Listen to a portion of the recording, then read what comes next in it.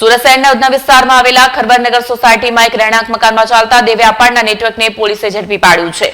ઉધના પોલીસની સર્વેલન્સ ટીમને બાતમી મળી હતી. સુરત શહેરના ઉધના વિસ્તારમાં આવેલા ખરબરનગર સોસાયટીમાં એક રહેણાંક મકાનમાં ચાલતા દેહ વ્યાપારના નેટવર્કને પોલીસે ઝડપી પાડ્યું છે.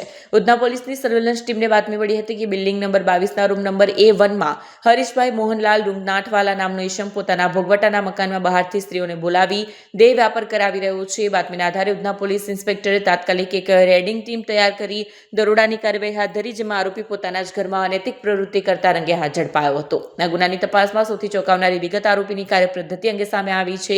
64 વર્ષીય આરોપી હરીશભાઈ ગ્રાહકો મેળવવા માટે વોટ્સએપનો સહારો લેતો. તે પોતાના સંપર્કમાં રહેલા ગ્રાહકોને અલગ અલગ મહિલાઓના ફોટા વોટ્સએપ પર મોકલી આપતો.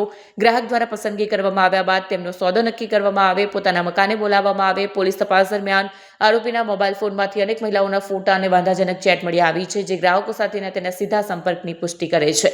પોલીસ દરોડા દરમિયાન આરોપીના મકાનમાંથી ₹2,69,600ની માતબર રોકડ રકમ મળી આવી છે. આટલી મોટી રોકડ રકમ તેના દેહ વ્યાપારની કમાણી હોવાનું મનાઈ રહ્યું છે. પોલીસે આ રોકડ સહિત મકાનનું વેરા બિલ અને અન્ય દસ્તાવેજી પુરાવા પણ કબજે કર્યા છે. પોલીસે મુખ્ય સંચાલક હરીશ અને ગ્રાહક સાગર બંનેની ધરપકડ કરી છે. આ સાથે જ સ્થળ પર હાજર એક પીડિત મહિલાને મુક્ત કરાવી તેને સુરક્ષિત સ્થળે મોકલી આપવામાં આવી છે. પોલીસે આ મામલે ઇમોરલ ટ્રાફિક પ્રિવેન્શન એક્ટની વિવિધ કલમો હેઠળ ગુનો નોંધી કાયદેસરની કાર્યવાહી કરી છે.